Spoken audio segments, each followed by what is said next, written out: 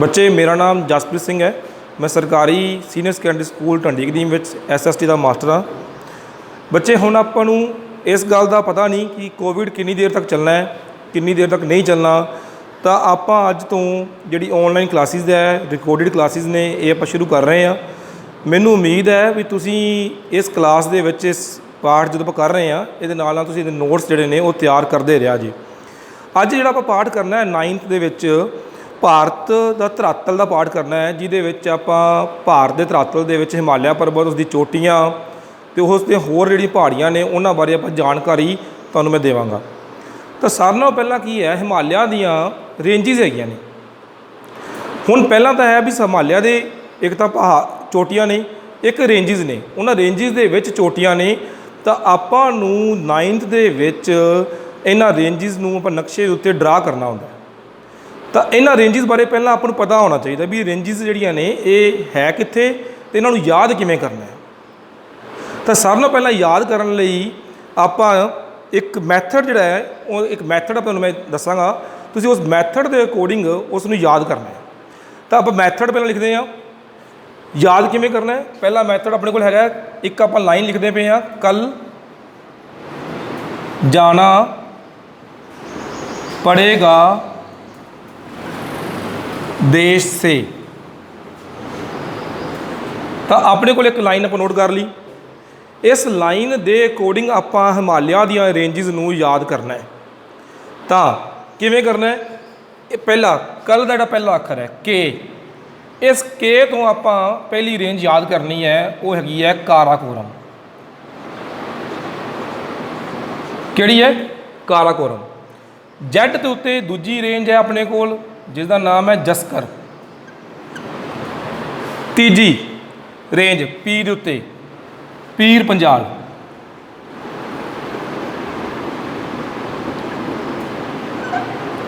के दे काराकोरम, जैड ते जस्कर, पी ते पीर पंजाल, डी ते धौलाधार, एस ते शिवालिक। तो ये जिहड़ियां रेंज ने इन्हों आप इस तरीके नाल सौखे तरीके नाल याद कर सकते हैं। काराकोरम, जस्कर, पीर पंजाल, धौलाधार ते शिवालिक। 9th के सिलेबस के विच काराकोरम ते शिवालिक जिहड़ियां बहुत महत्वपूर्ण रेंजिज ने जिन्होंने आप करना है। तो जिहड़ी पहली रेंज है, पहली रेंज थोड़े मैं तुहानूं दस देवां। हिमालय के उपरले पासे एक पमीर की गंढ है, इहदे विचों दी दो रेंज निकलदियां ने, एक इधर चली जाती है, एक इधर चली जाती है।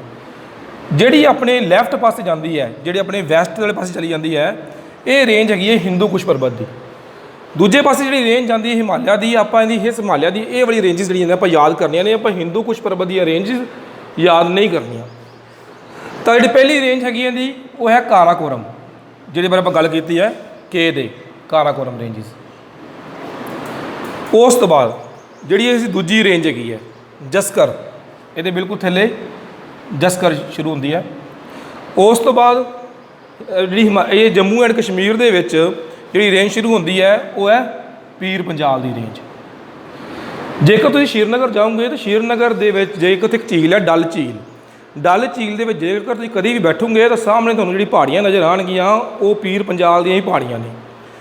उस तो बाद चौथी रेंज आती है धौलाधार।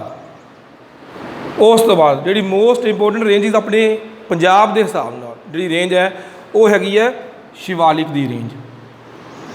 ये जी रेंज है शिवालिक की, पंजाब जिहड़ा है वो शिवालिक पहाड़ों के पैरों के विच वसिया होया है। ये क्वेश्चन शायद 9th विच इंपोर्टेंट ना होवे, पर अगे तुहानूं ये बहुत इंपोर्टेंट प्रश्न है कि पंजाब किन्ना पहाड़ियां के पैरों में वसिया होया है। तो इसका आंसर है अपने को शिवालिक पहाड़ियां के पैरों में वसिया होया है। इस रेंजिज के विच अगे जेकर आप इनू थोड़ा जिहा होर एलैबोरेट करिए, इनू आप होर खोलीए तो क्वेश्चन एक होर बन जाता है इस तरीके के नाल भी हिमालय पर्वत किहड़ियां दो नदियों के विचकार है। तो इत्थे एक नदी वगदी है सिंध। ये आपां जदों आपां 10वीं दे विच अगे चलांगे या 9th च अगे करांगे तो पंजाब की ये बड़ी महत्वपूर्ण नदी है, अन वंडे पंजाब की आपां उदों करांगे इहदे बारे। तो एक नदी सिंध, इधर हैगी है ब्रह्मपुत्र। तो ये सिंध ते ब्रह्मपुत्र के विचकारले पासे जिहड़ा एरिया है सारा पहाड़ ने, वो सारे हिमालय के पहाड़ ने। तो ये मैनूं उम्मीद है भी तुहानूं ये सौखे तरीके नाल याद हो गया होना। कल जाना पड़ेगा देश से, काराकोरम, जस्कर, पीर पंजाल, धौलाधार ते शिवालिक। हुण आपां अगे चलदे हां। ਅਗਲੀ ਗੱਲ ਕਰਦੇ ਹਾਂ ਹੁਣ ਇਹਨਾਂ ਇਹ ਤਾਂ ਰੇਂਜਿਸ ਹੋ ਗਈਆਂ। ਇਹਨਾਂ ਰੇਂਜਿਸ ਦੇ ਵਿੱਚ ਅੱਗੇ ਚੋਟੀਆਂ ਜਿਹੜੀਆਂ ਹੈਗੀਆਂ ਨੇ, ਇਹ ਚੋਟੀਆਂ ਬਾਰੇ ਆਪਾਂ ਗੱਲ ਕਰਦੇ ਹਾਂ। ਇਹ ਚੋਟੀਆਂ ਕਿੱਥੇ ਕਿਹੜੀਆਂ ਹੈਗੀਆਂ ਨੇ? ਤਾਂ ਪਹਿਲਾਂ ਜਿਹੜੀ ਆਪਾਂ ਚੋਟੀ ਯਾਦ ਕਰਨੀ ਹੈ ਉਹ ਆਪਾਂ ਕਾਰਾਕੋਰਮ ਰੇਂਜ ਦੇ ਵਿੱਚ ਗੋਡਵਿਨ ਆਸਟਿਨ, ਇੱਥੇ ਚੋਟੀ ਬਣਾਵਾਂਗੇ ਆਪਾਂ। ਇਹ ਚੋਟੀ ਹੈਗੀ ਹੈ ਗੋਡਵਿਨ ਆਸਟਿਨ। ਗੋਡਵਿਨ ਆਸਟਿਨ ਜਿਹੜੀ ਹੈ ਉਹ ਇੰਡੀਆ ਦੀ, ਵੈਸੇ ਤਾਂ ਆਪਾਂ ਸਭ ਤੋਂ ਉੱਚੀ ਚੋਟੀ ਇਹਨੂੰ ਮੰਨ ਸਕਦੇ ਹਾਂ, ਇਹ ਹੈਗੀ ਹੈ ਇੰਡੀਆ ਦੀ, ਦੁਨੀਆ ਦੀ ਨਹੀਂ।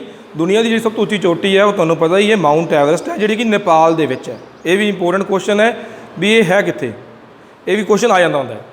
ਤਾਂ ਗੋਡਵਿਨ ਆਸਟਿਨ ਹੈ। ਉਸ ਤੋਂ ਬਾਅਦ ਨੇਪਾਲ ਦੇ ਵਿੱਚ, ਇੱਥੇ ਆ ਨੇਪਾਲ ਦਾ ਹਿੱਸਾ ਹੈਗਾ, ਇਸੇ ਨੇਪਾਲ ਦੇ ਹਿੱਸੇ ਵਿੱਚ ਦੂਜੀ ਜਿਹੜੀ ਚੋਟੀ ਹੈ ਧੌਲਾਗਿਰੀ, ਪੇਪਰ ਦੇ ਵਿੱਚ ਇੰਪੋਰਟੈਂਟ ਹੈ, ਆ ਸਕਦੀ ਹੈ ਧੌਲਾਗਿਰੀ।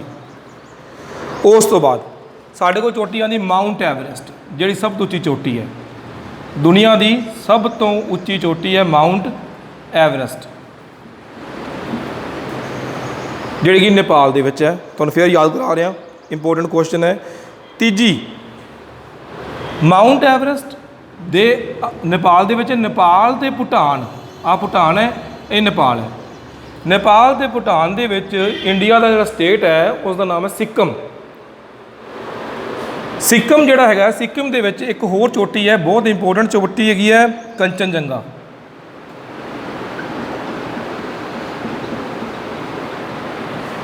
ਇਹ ਚਾਰ ਚੋਟੀਆਂ ਜਿਹੜੀਆਂ ਨੇ ਇਹ ਤੁਸੀਂ ਯਾਦ ਕਰਨੀਆਂ ਨੇ, ਨਕਸ਼ੇ ਦੇ ਉੱਤੇ ਬਣਾਉਣੀਆਂ ਨੇ। ਕੋਸ਼ਿਸ਼ ਕਰਿਆ ਜੀ ਨਕਸ਼ੇ ਦੀ ਇੱਕ ਫੋਟੋ ਖਿੱਚ ਕੇ ਤੁਸੀਂ ਮੈਨੂੰ ਮੇਰੇ ਪਰਸਨਲ ਨੰਬਰ 'ਤੇ ਸੈਂਡ ਕਰ ਸਕਦੇ ਹੋ, ਆਪਾਂ ਸਾਡੇ ਗਰੁੱਪ ਦੇ ਵਿੱਚ ਐਡ ਹੈਗੇ ਆ।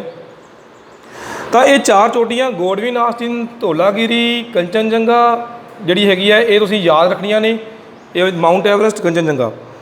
ਉਸ ਤੋਂ ਬਾਅਦ ਜਿਹੜੀ ਅਗਲੀ ਹੈਗੀ ਹੈ ਰਾਜਸਥਾਨ ਦੇ ਵਿੱਚ ਇੱਕ ਪਰਬਤ ਹੈ ਆਪਣੇ ਕੋਲ ਅਰਾਵਲੀ।